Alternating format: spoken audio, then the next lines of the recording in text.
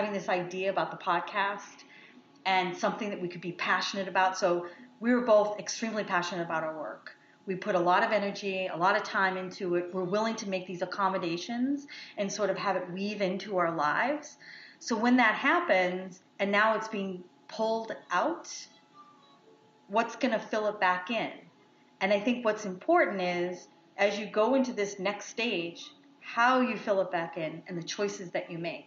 Mm-hmm. How much do you want to fill in with a life? What's that balance that you want to have?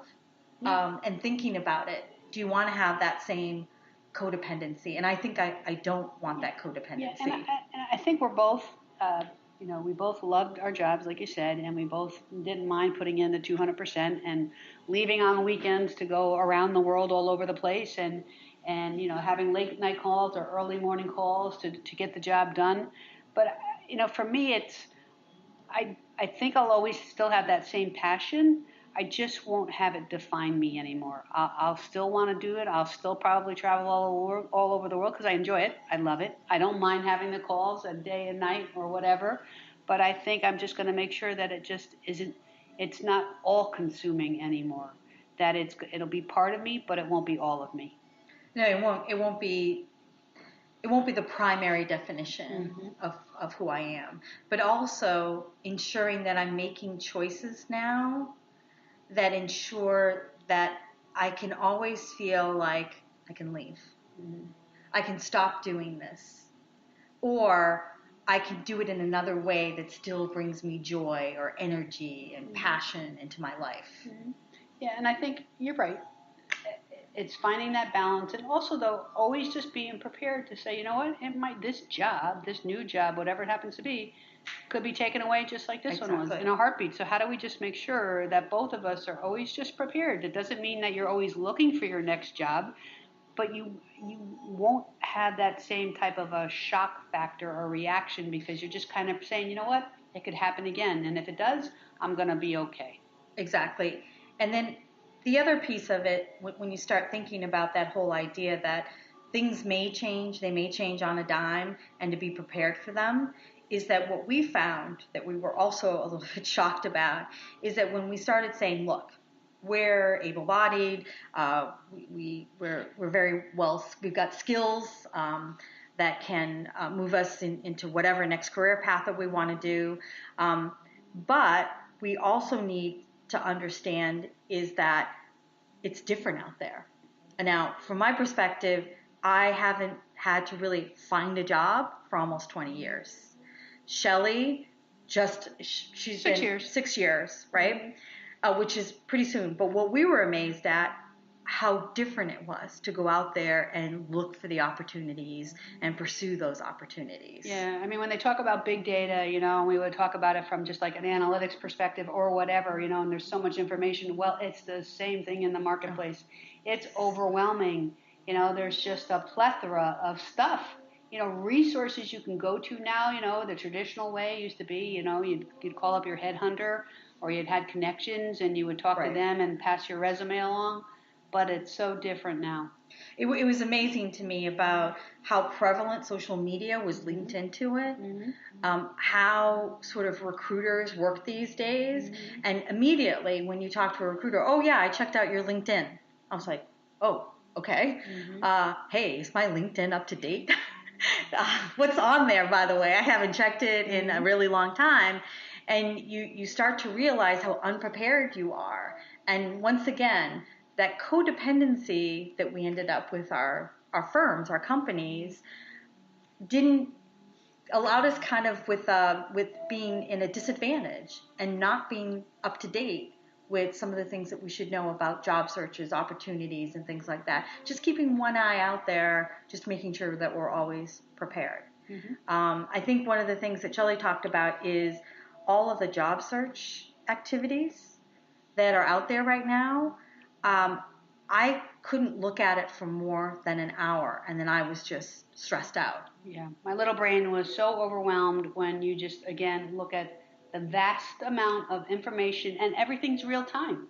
I mean, everything is happening in real time. It's not, where you put it, you give your resume to a headhunter or whatever, and they get back to you in a week or two or whatever it happens to be. It's happening real time. So it's just a big adjustment for folks.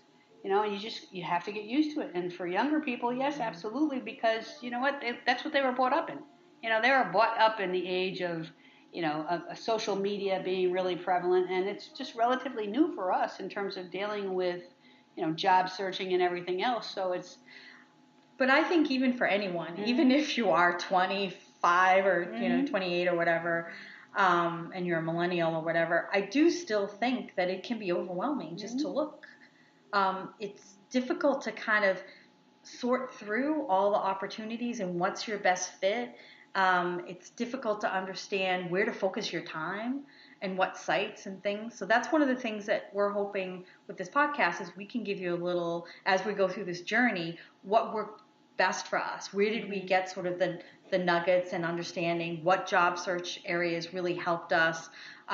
What did we see the balance between things like online profiles versus a written resume, versus job searches versus recruiters, and what combination you might find that you might need. Yeah, how do you take advantage of everything out there, but not to the point where you're overwhelmed and overloaded and then you kind of implode because there's just so much. So it's, again, finding that balance.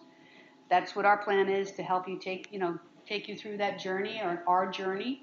And I think that's going to be part of our next discussion, right? Absolutely. Our next podcast. Yeah, we thought that it would be great to kind of focus on resumes, profiles, networks, like how you put it together, what we did, what we thought were some things that worked, because we're already starting to talk to recruiters and we're already getting some things through our LinkedIn accounts. And, even some people that I've talked to, what happened to us was we got some quick responses and some quick follow-ups, and how can we get other people to look at those areas like resume, profiles, and networks and make it work the best for you.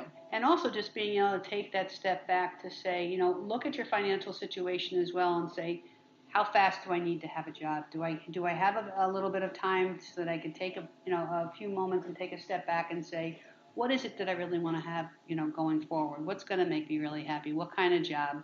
Or am I so stressed out because I really need to have a job, and I need to have a job immediately because maybe I live paycheck to paycheck. But it's, how do you just, think about those things when you're looking for a job? What is it that I really want to do?